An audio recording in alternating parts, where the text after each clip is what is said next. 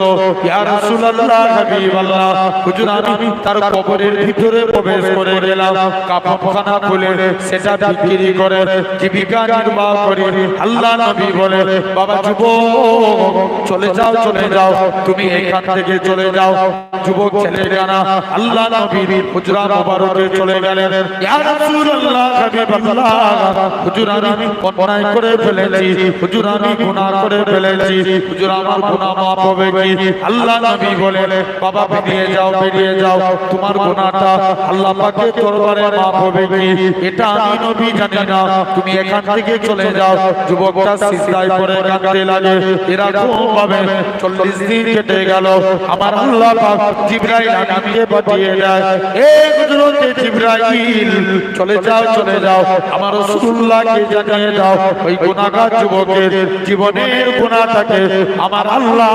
ক্ষমা করে দিয়েছে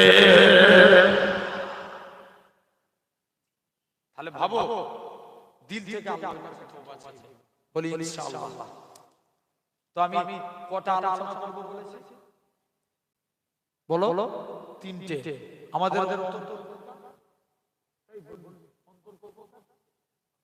ছেলেগুলো খুব ভালোবাসা থাকে এই দুবার ভাই যেখানে যায় আল্লাহ আল্লাহ কবুল করে মহব্বত দূর দূরান্ত থেকে সব কে বাদ জেনে রেখে দেন আমার ভাইরা আল্লাহ কবুল করে তাহলে এক নম্বর অন্তর কলবে সলিম সুস্থ অন্তর যারা আল্লাহর ওলি ইনাদের অন্তর পাক না পাক জোরে পাক আল্লাহর ওলিরা পাক অন্তরে যা দোয়া চায় আল্লাহ কবুল করে নেয় জোরে বলবে না বড় পীর আব্দুল কাদের দেখেন এক সাহেব মনে মনে করেছে হুজুরের হাত আগে যে দেখবো হুজুর আমল কেমন করে যদি আমল ঠিক করে আল্লাহ বলে মানব এসে দেখে বড় পীর আব্দুল কাদের জিলানী বাড়িতে ফরজ নামাজ জামাতের সঙ্গে পড়ে কি নামাজ ফরজ পড়ে কি পড়ে সুন্নাত পড়ে মুরিদ বলছে আল্লাহ কি পীর ফরজ নামাজ পড়ে সুন্নাত পড়ে না যাই যে দেখি দ্বিতীয় দিন এসে বলছে এসে দেখে দ্বিতীয় দিনও ফরজ নামাজ পড়ে কি পড়ে না সুন্নাত মুরিদ বলছে আরেকদিন দেখো তিন দিন দেখে ফরজ নামাজ পড়ে সুন্নাত পড়ে নবী বলছে তোমরা বাড়িতে সুন্নাত আদায় করো আর জামাতের সঙ্গে ফরজ নামাজ পড়ো আল্লাহ তাদের রুজিতে বরকত দেয় কিসে বরকত দেয় রুজিতে বলছে যাও দ্বিতীয় দিন এসে দোয়া চাইছে দ্বিতীয় দিনও দোয়া চাই আপনার কথা শুনেছি আল্লাহর ওলিরা রাত জেগে ইবাদত করে যে দেখবো কেমন আমল করে এসে দেখে সারা রাত ঘুমিয়ে কাটিয়ে দিচ্ছে ভোরের টাইম হয়েছে ওলি আল্লাহদের প্রতি ইলহাম হয় ইলহামে আওয়াজ আসছে আব্দুল কাদের সবাই যখন ঘুমিয়ে পড়েছে তুমি আল্লাহকে রাজি করে ফেলেছো এর বিনিময়ে তুমি কি চাও আব্দুল কাদের জিলানী বললেন এর বিনিময়ে তুমি আমাকে মুটা বানিয়ে দাও জোরে বলবেন না কি বানিয়ে দাও মুটা বানিয়ে দাও আব্দুল কাদের জিলানী রাহমাতুল্লাহ আলাইহি মুটা হওয়া দোয়া চাই মুটা বাবা মুরিদ তো খেপে যাচ্ছে আল্লাহ হুজুর কেন তো মুটা হওয়া দোয়া চাই মুসলমান করে ছেলেমেয়েরা বাবা তরুণেরা এ নবীর প্রেমিকেরা আল্লাহ পাকের ওলি হযরত আব্দুল কাদের জিলানী বলে ও বাবা মুরিদ আমি আব্দুল কাদের জিলানী আমার নিজের জন্য ভাবি না আমি আব্দুল কাদের আমার নিজের জন্য চিন্তা করি না কাল কিয়ামতের ময়দানে আল্লাহ পাকের কোটি কোটি বান্দা বান্দীরা হবে যখন তাদের জাহান্নামের দিকে নিয়ে যাবে আমি আব্দুল কাদের জাহান্নামের গেট বরাবর দাঁড়িয়ে যাব আমার নবী পাকের একটাও গুনাহগার উম্মত তোমার দিকে জাহান্নামে যেতে দেব না আরো জোরে বলো সেই আব্দুল কাদের 130 বছর চুরি করছে কত বছর জোরে বলো 30 বছর কেউ তাকে করতে পারে না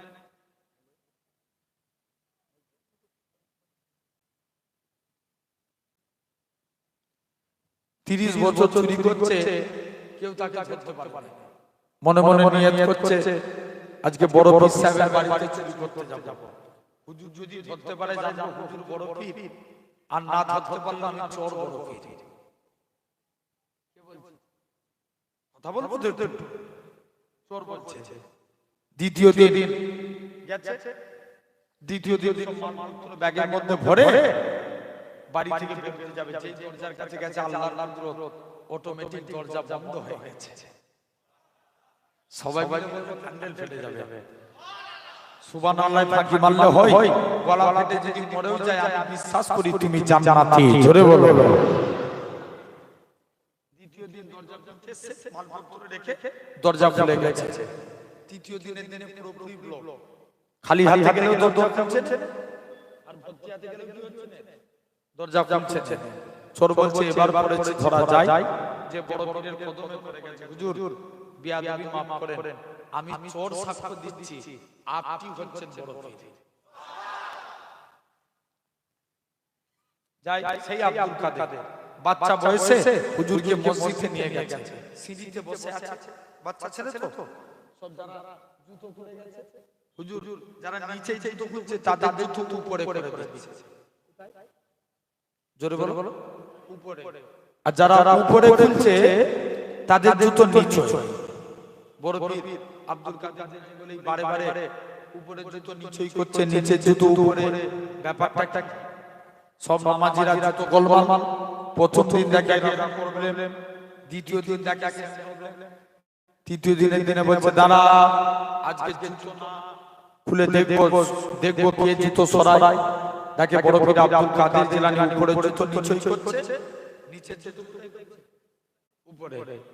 আল্লাহর ওলি আব্দুল কাদের জিলানী মনটা বড় খারাপ। আল্লাহ ভাই কি আছে মুসলমান ঘরের ছেলে মেয়েরা, বাবা তরুণেরা, এ নবী প্রেমিকেরা, হযরত আব্দুল কাদের জিলানীকে হযরত আবু সালেহ মুসা জাকি বলে, ও বাবা আব্দুল কাদের তুমি কেন এরকম কাজ করো? উপরে জুতো কেন নিচে করো? নিচে জুতো কেন উপরে করো? আল্লাহ পাকের ওলি হযরত আব্দুল কাদের জিলানী বলে, ও বাবা মুরিদ আমি আব্দুল কাদের জিলানী আমার নিজের জন্য ভাবি না, আমি আব্দুল কাদের আমার নিজের জন্য চিন্তা করি না। কাল কিয়ামতের ময়দানে আল্লাহ পাকের কোটি কোটি কোটি কোটি বান্দা বান্দীরা হবে, যেদিন তাদের জাহান্নামের দিকে নিয়ে যাবে, আমি আব্দুল কাদের জাহান্নামের গেট বরাবর দাঁড়িয়ে যাব। আমার নবী পাকের একটাও গুনাহগার উম্মত উম্মতি যেন জাহান্নামে না যায়, সেই জন্য আমি কাঁদি। খালি এনারা হাক্কানি আল্লাহর অন্তর কি পাক, অন্তর পাক মানে সুস্থ অন্তর। দাদা হুজুরের এক খলিফা শুয়ে আছেন হাওড়া উলুবেড়িয়ায়, নাম হাফেজ জামালউদ্দিন রাহমাতুল্লাহ। রাস্তা দিয়ে কারবার করতে গেলেন, রোড অ্যাক্সিডেন্টে ইন্তেকাল করেন। ভারতীয় নিয়ম অ্যাক্সিডেন্ট হলে কি করতে হবে? জোরে বলো। পোস্টমর্টম। হুজুরের লাশকে পোস্টমর্টম খানায় নিয়ে চলে গেলেন।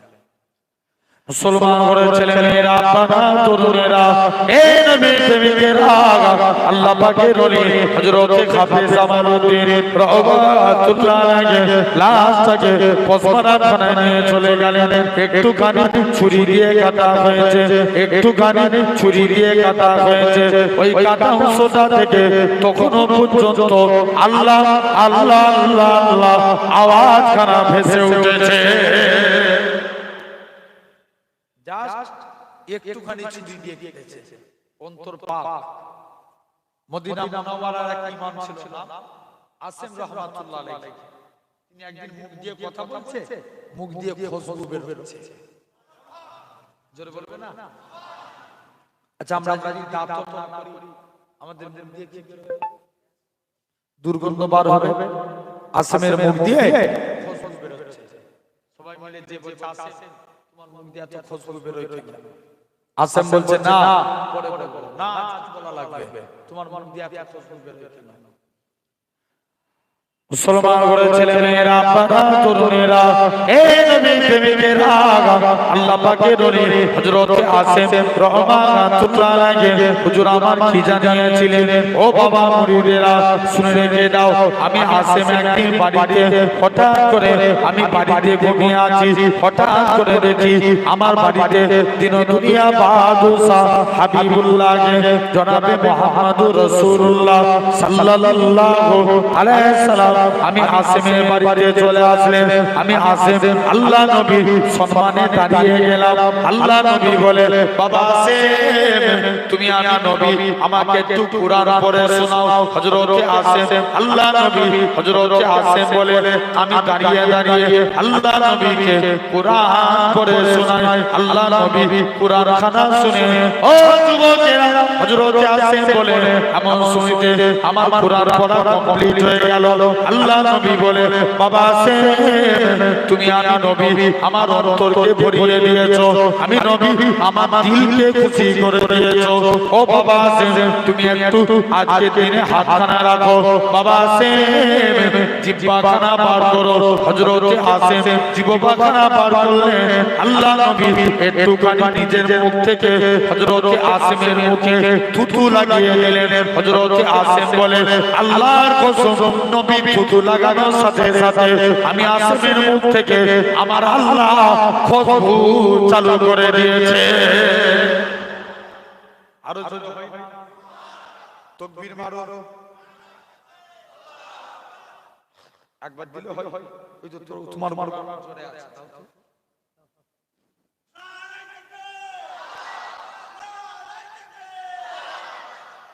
জেনে রেখে দাও খালি ইনাদের অন্তর কি বলেছি পাক এক নাম্বার আলোচনা হলো দুই নাম্বার কালবে মাইয়ের মৃত অন্তর যাদের অন্তর পড়ে গেছে আচ্ছা যদি কুরআনের কথা বলি হেদায়েত হবে জোর করে বলো হেদায়েত হবে না তাহলে যাদের অন্তর পড়ে গেছে কুরআনের কথা বললে হেদায়েত হবে না তিন নাম্বার কালবে মারিদ অসুস্থ অন্তর আমরা রোগের কাছে যাই জোর করে ভালো করে আল্লাহ মনে করেন সাদা জামা পরে আছে ধুলোয় পড়ে গেল কি দিয়ে পরিষ্কার করতে পারি বলো না এই তোমরা যারা রাস্তায় দাঁড়িয়েছো তো শুনকে নাকি এসে বসবে না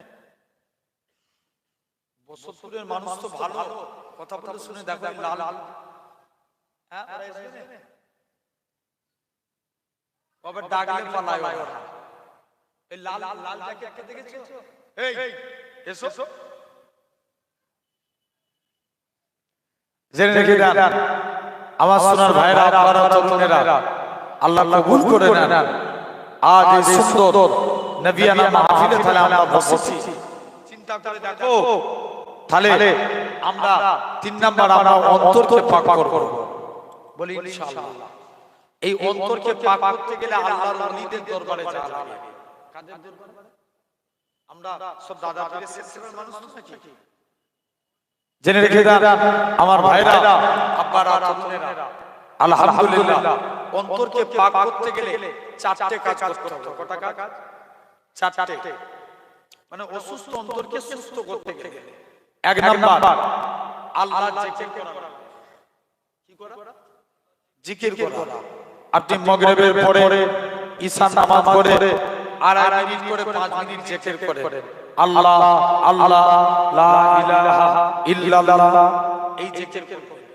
দুই নাম্বার আল্লাহ শুকরিয়া আদা করবেন আল্লাহ বরকত দিবেন জোরে বলবেন না আল্লাহর কুরআন বলে লা ইন শাকারতুম লা আযীদান্নাকুম তোমরা আমি আল্লাহ আমার শুকরিয়া আদা করো আল্লাহর রাসূলের এক সাহাবী বুঝতে পারছেন যার নাম ছিল আব্দুর রহমান ইবনে আউফ যিনি ছিলেন 10 জন জান্নাতীর একজন জোরে হয় না কজনের 10 জনের একজন আব্দুর রহমান ইবনে আউফ তিনি একদিন নবীর দরবারে গেছে চুপ করেছে নবীর দরবারে দাঁড়িয়ে আছে আল্লাহর নবী বলেন কি ব্যাপার হুজুর আপনার হাতটা বাড়িয়ে দেন আজকের দিন ঈমানের কালমা পড়ে মুসলমান হয়ে গেল মুসলমান মক্কার কাফেররা হুজুরের উপর জুলুম করে আল্লাহর নবীর কাছে আসলেন হুজুর মুসলমান হয়েছি বলে মক্কার কাফেররা আমার উপরে জুলুম করে। আল্লাহর নবী বলছে এই ব্যাপার, যাও তুমি মদিনায় হিজরত করবে। কোথায়? মদিনায়। আল্লাহর নবী আস্তে আস্তে করে মদিনায় চলে গেলেন। আব্দুর রহমান হাবশায় গেলেন। কিছুদিন পর আল্লাহর রাসূল মদিনায় হিজরত করেছেন। কোথায় হিজরত করেছেন? মদিনায়। নবীকে মক্কার মানুষরা কষ্ট দিল, মদিনার মানুষরা নবীকে জান থেকে মেনে নিল। জোরে বলে আল্লাহর নবী হিজরত করে মদিনায় চলে গেলেন। মুসলমান ঘরের ছেলে মেয়েরা, আব্বা তরুণেরা, এই নবীর প্রেমিকেরা, আল্লাহ নবী আস্তে আস্তে করে হযরত আবু বকর, আল্লাহ নবী একবার ডান দিকে যায়, বাম দিকে যায়, সামনে যায়, পিছনে যায়। আল্লাহ নবী বলে, ও বাবা জি আবু বকর, তুমি কেন এরকম কাজ করো? একবার ডান দিক বাম দিক সামনে পিছন দিক কেন করো? হযরত আবু বকর বলেছিলেন, ইয়া রাসূলুল্লাহ, হাবিবাল্লাহ, চতুর্দিকে আপনার দুশমনে ভরা, কেউ যদি আপনাকে লক্ষ্য করে তীর ছুঁড়ে ছুঁড়ে মারে, আমি আবু বকর আমায় লেগে যাবে, হুজুর আমি মারা যাব, এতে কোনো যায় আসে না। আমি আবু বকর আমার গোটা শরীরটাকে আপনার ঢাল বানাবার জন্য।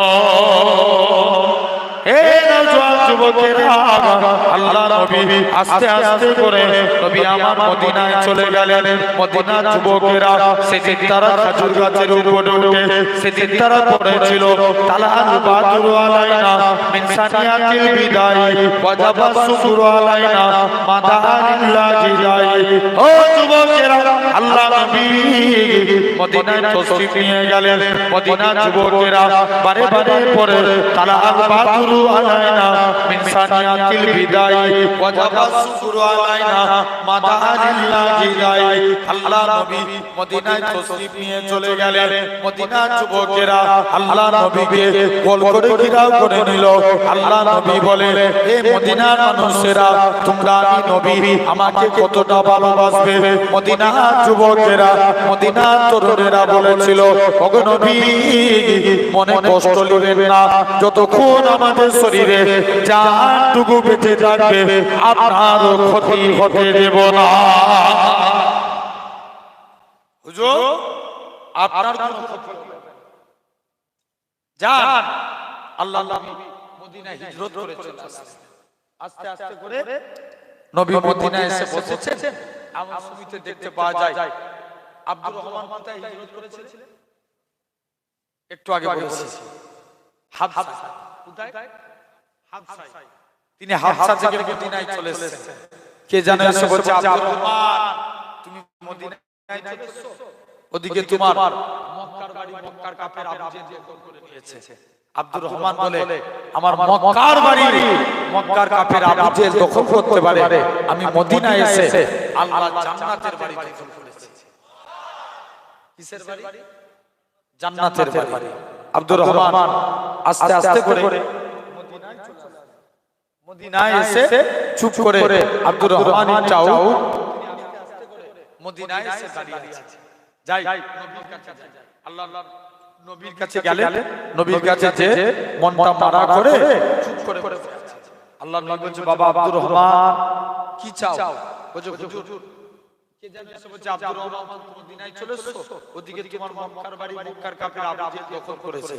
আব্দুর রহমান বলে, আমার মক্কার বাড়ি মক্কার কাফের আবু জেহেল দখল করতে পারে, মদিনায় এসে আল্লাহ জান্নাতের বাড়ি দখল করেছে। বলছে, যাও, তুমি বেকার হয়ে গেছো না? আল্লাহর নবী সাদ ইবনে রাবির সঙ্গে আব্দুর রহমানের ভাই সম্পর্ক করে। কার? সাদ ইবনে রাবি আব্দুর রহমানের সঙ্গে ভাই সম্পর্ক করে দিলেন। আল্লাহর নবী বলছে, আব্দুর রহমান চলে যাও। আব্দুর রহমান, তুমি বেকার, কেউ তোমায় মেয়ে দিবে? আচ্ছা, বেকার ছেলেকে কেউ মেয়ে দিবে? জোর করে বলো। যারা বেকার তাদেরকে কেউ মেয়ে দিবে? কেউ দিবে না। বলছে, তুমি তো বেকার, কেউ তোমায় মেয়ে দিবে না, তবে আল্লাহ আমার দুইজন স্ত্রী দিয়েছে, তোমার যাকে পছন্দ তুমি তাকে তালাক দাও, আমি তাকে বিবাহ করব। জোরে বলবো না? বলছে, না, এটা আমি রাজি না। বলছে, ব্যবসার লাইন ধরিয়ে দিই। হ্যাঁ, ব্যবসার লাইন ধরিয়ে দাও। ব্যবসা করলেন, যা ইনকাম করতেন আল্লাহ শুকরিয়া আদা করতেন। জোরে বলবেন না। আমার আলোচনা কি ছিল? অন্তরকে পাক করতে গেলে 2 নম্বর আল্লাহ শুকরিয়া আদা করা লাগবে। মনে আছে তো আপনাদের? জেনে রেখে দেন। আব্দুর রহমান শুকরিয়া আদা করলেন, এত সম্পত্তির মালিক হয়ে গেল, ইন্তেকালের সময় ছেলেরা কুরুলে করে জোরে বলবেন না, কিসে করে? কুরুলে করে। যিনি একা হুদায়বিয়া সন্ধিতে 3 বস্তা সোনা দান করেছেন। জোরে বলো না, কয় বস্তা? 3 বস্তা। যাই আব্দুর রহমান ইটাও আস্তে আস্তে করে নবীর দরবারে চলে গেলেন। মুসলমান করে ছেলে মেয়েরা, পানা তরুণেরা, এ নবীর প্রেমীদেরা, আব্দুর রহমান ইটাও বলে এরকম ভাবে আস্তে আস্তে করে হুজুর আমার মদিনার দিকে চলে গেলেন। কে জানো এসে বলে আব্দুর রহমানকে, আল্লাহ নবী আব্দুর রহমান ছেলেদেরকে ডাকে, ও বাবা ছেলেরা, আমি আব্দুর রহমান ইটাও যেদিন মারা যাব, তোমরা আমার ইন্তেকালের পরে আমার লাশের মধ্যে কাফনখানা পরাবে না, তোমরা আমার লাশের মধ্যে বদরের ড্রেসখানা পরিয়ে দিবে। কাল কিয়ামতের ময়দানে আল্লাহ যেদিন জিজ্ঞাসা করবে, ইয়া আব্দুর রহমান, দুনিয়ায় পাঠিয়েছিলাম কি করেছিলি? আমি আব্দুর রহমান বদরের ড্রেসখানা দেখাবো। আল্লাহ পাক, আমি আপনার গোলাম, দুনিয়ার জমিনে আমল তেমন কিছুই করতে পারিনি, আমি আপনার গোলাম, বদরের যুদ্ধে শরীক হয়েছিলাম। কিসের যুদ্ধে? জোরে বলো। বদরের যুদ্ধে শরীক হয়েছিলাম। জেনে রেখে দাও আমার ভাইরা, সেই আব্দুর রহমান চাও। তাহলে 2 নম্বর আমরা অন্তরকে পাক করতে গেলে, কালবে মরিজকে সুস্থ করতে গেলে 2 নম্বর আল্লাহ শুকরিয়া আদা করা লাগবে। এই শুনছো? 3 নম্বর ইসলামকে নিয়ে ফিকির করা। ফিকির মানে কি? চিন্তা করা। কি করা? চিন্তা করা। ইসলামকে নিয়ে চিন্তা করা। আচ্ছা বলো তো, এখন আমরা দরুদ করি কার উপরে? কথা বলেন। আমরা দরুদ করি কার উপরে? নবীর উপরে। আমরা কি চিরজীবন বাঁচবো ভাই? না আমরা মারা যাব? আমরা সবাই মারা যাব। আমরা যখন মারা যাব, আল্লাহ বলছে যখন দুনিয়ায় একটা মানুষ থাকবে না, তখন আমার ফেরেশতারা আমার মুস্তাফার উপরে দরুদ করবে। জোরে বলো। এখন ফেরেশতারা মারা যাবে। কারা? ফেরেশতারা 4 জন বাকি রেখে, জিবরাইল, মিকাইল, ইসরাফিল, আজরাইল। কজন হলো? 4 জন বাকি রেখে সবাই মারা যাবে। আল্লাহ বলবেন, জিবরাইল যাও, তুমি এখান থেকে চলে যাও। জিবরাইল আমিন আস্তে আস্তে করে চলে গেলেন। হযরত জিবরাইল আমিন আস্তে আস্তে করে বলছে, আজরাইল বলছে, আল্লাহ আমি তো সবাই জাগ্রত করেছি, আল্লাহ আজকের দিনে কে? আল্লাহ আমি তো সবাই জাগ্রত করেছি, আল্লাহ আমাকে মুক্ত হবে। আল্লাহ বলছে, আজরাইল কুল্লু নাফসি জায়গাতুল মাউত, প্রতিটা সৃষ্টির মৃত্যু অনিবার্য। আজরাইল তুমিও বুকে হাত রাখো। আজরাইল বুকে হাত রাখলে আজরাইলও মারা গেল। 4 জনই শেষ। আল্লাহ বলছে, এবার কে দরুদ করবে? বলছে, যখন দুনিয়ায় একটা মানুষ থাকবে না, তখন আমার ফেরেশতারা আমার মুস্তাফার উপরে দরুদ করবে। আরেকটু জোরে হয় না? কে দরুদ করবে? ফেরেশতারা। যখন দুনিয়ায় একটা মানুষ থাকবে না, তখন আমার ফেরেশতারা আমার মুস্তাফার উপরে দরুদ করবে। আল্লাহ বলছে, যখন ফেরেশতারা মারা যাবে, যখন মানুষ থাকবে না, জিন থাকবে না, ফেরেশতা থাকবে না, যখন কেউ নবীর উপরে দরুদ পড়া থাকবে না, তখন আমি আল্লাহ একা আমার হাবিবের উপরে দরুদ। আরো জোরে হয় না? কে দরুদ করবে? আল্লাহ। তাহলে যখন কেউ নবীর উপরে দরুদ পড়া থাকবে না, তাহলে এটাকে বলা হয় চিন্তা করা। ইসলামকে নিয়ে কি করা? ফিকির। আরবিতে যেটাকে বলা হয় ফিকির, ইসলামকে যেটাকে ইসলামকে নিয়ে ফিকির করা, চিন্তা করা। আর লাস্ট নাম্বার, অন্তরকে পাক করতে গেলে সেই পূর্বের কথায় ফিরে আসি, আল্লাহর কাছে তওবা। কি করা? তওবা করা। দিল থেকে তওবা করে। রাসূল বলছেন, ইমাম হযরত আল্লামা রুমি রাহমাতুল্লাহ বলেছেন, তওবা কবুল হয় তার জন্য শর্ত হচ্ছে 3টে। কটা? হ্যাঁ, আমার দিকে চেয়ে দেখো। কটা শর্ত? তিনটে। এক নাম্বার তওবা কবুল হবে, শর্ত হচ্ছে এক নাম্বার কি? তওবা কবুল হওয়ার জন্য যখন তুমি তওবা চাইবে মনে মনে নিয়ত করবে আমার তওবাটা আমার আল্লাহ কবুল করছে। আরেকটু জোরে বলো। তওবা যখন চাইবে মনে মনে নিয়ত করবে। দুই নাম্বার যখন তুমি তওবা করবে তখন মনে মনে নিয়ত করবে আমার তওবাটাকে যে গুনার কাজটা করেছো সেটার জন্য মনকে গিল্টি ফিল করা, মানে ধিক্কার দেয়া যে আমার দ্বারা এত বড় অন্যায় কাজ হয়ে গেল, মনটাকে ধিক্কার দেয়া। আর তৃতীয় নাম্বার তুমি তওবা নসুহা করো, যে তওবার পর পুনরায় যেন গুনাহ না হয়, পুনরায় যেন গুনাহ না হয়। যদি এই তিনটে তওবা হয়, তওবার মধ্যে এই তিনটে জিনিস থাকে, জানবেন আল্লাহ কবুল করে দেবে। মাফ করার মালিক কে? আল্লাহ। কিয়ামতের দিন এক বান্দার আমলনামা ওজন করা হবে, দেখতে পাওয়া যাবে বান্দার গুনার পাল্লা ভারী। আল্লাহ বলবে যা কি চাস, গুনার পাল্লা ভারী। আল্লাহ বলবে যা কি চাস, আল্লাহ আমি আজকের দিনে আল্লাহ আমার গুনার পাল্লা ভারী। আল্লাহ বলবে যা তুই এখান থেকে চলে যা। বান্দা আস্তে আস্তে করে গুনার পাল্লা ভারী, তুই জাহান্নামে চলে যা। বান্দা জাহান্নামের দিকে যাবে, ঝরঝর করে কাঁদবে আল্লাহ আমার এই মাংসপেশী শরীরে জাহান্নামের কষ্ট আল্লাহ আমি সহ্য করতে পারবো না। আল্লাহ বলবে তবে তুই জাহান্নামে যাবি না, তবে আজকের দিনে যা, তোকে আমি আল্লাহ, তুই জাহান্নামে যাবি না, তোর গোপনে গুনার কথাগুলো আমি আল্লাহ মানুষের কাছে তুলে ধরি না। আল্লাহ তা তুমি করবে না, আমি জাহান্নামে চলে যাচ্ছি। মুসলমান করে ছেলে মেয়েরা, বাবা তরুণেরা, এই নবী প্রেমিকেরা, ওই বান্দাখানা একবার জাহান্নামের দিকে যায়, আবার আল্লাহর আরশে আজিমের দিকে আসে। একবার জাহান্নামের দিকে যায়, আরশে আজিমের দিকে আসে।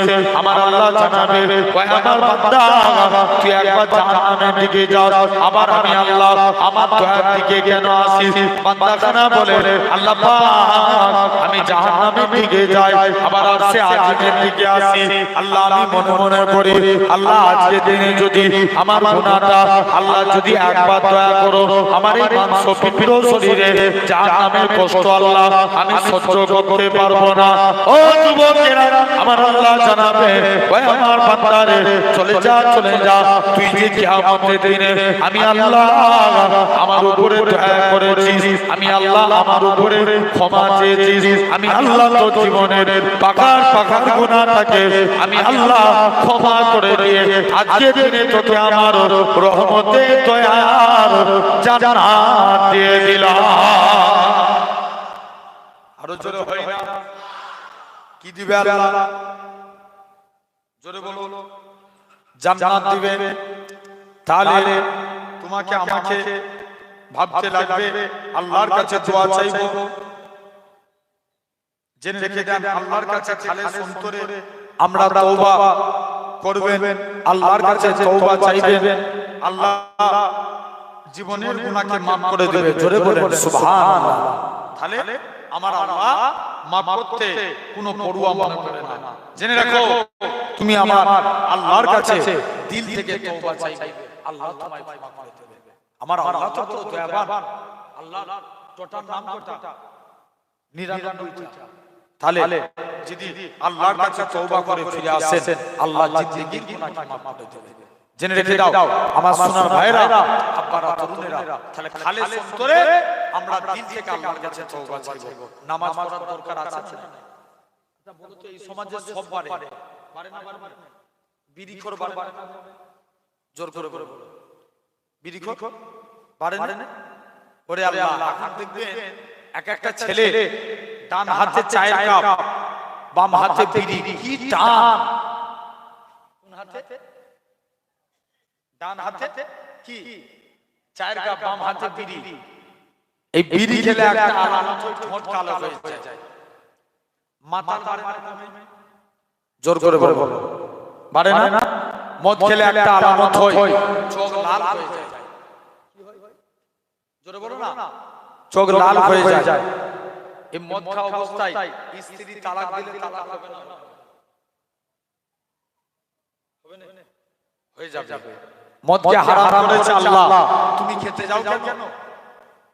এক মাতাল প্রতিদিন মদ খেয়ে স্ত্রীর দরজায় এসে আঘাত করছে, স্ত্রীর দরজা খোল, বলছে না স্ত্রীর দরজা খোল, স্ত্রী লাস্টে গেলে মাতাল মদের ঝোঁকে স্ত্রীকে ডাকছে, স্ত্রীর দরজা খোল, দরজা খুলতেছে, অনেকক্ষণ ধরে ডাকছে, লাস্টে গেলে মদের ঝোঁকি বলছে ওরে মা তোর পায়ে পড়ি তুই দরজা, কি বলছে মা তোর পায়ে পড়ি তুই দরজা খোল।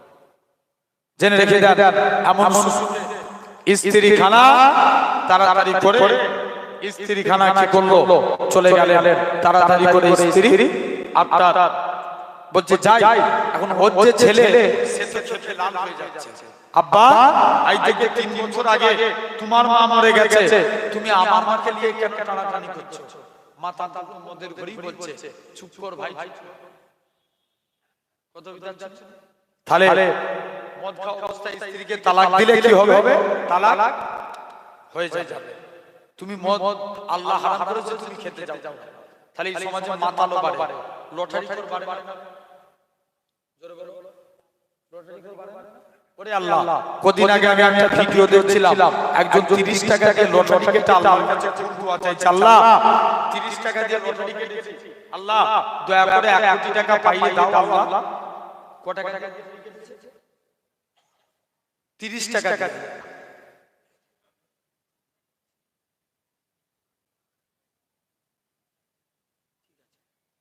জেনে রেখে দেন আমার ভাইরা আব্বারা তরুণেরা, তো এরকম ভাবে দেখেন দ্বিতীয় দিন লটারি কাটছে, আপনার লটারি কেটে আল্লাহর কাছে খুব দোয়া চাইছে, আল্লাহ 30 টাকা দিয়ে লটারি কেটেছি, দয়া করে 1 কোটি টাকা পাইয়ে দাও। এই দোয়া চা যাবে? তাহলে দেখেন এই সমাজে লটারি খোর বাড়ে, নামাজি বাড়ে, আপনার জুয়া খোর বাড়ে, সব জেনে রেখে দেন বিড়ি খোর বাড়ে, মাতাল বাড়ে, নামাজি বাড়ে, সব বাড়ে। বলুন তো ভাই এই সমাজে নামাজের উন্নতি হয়? জোরে বলো।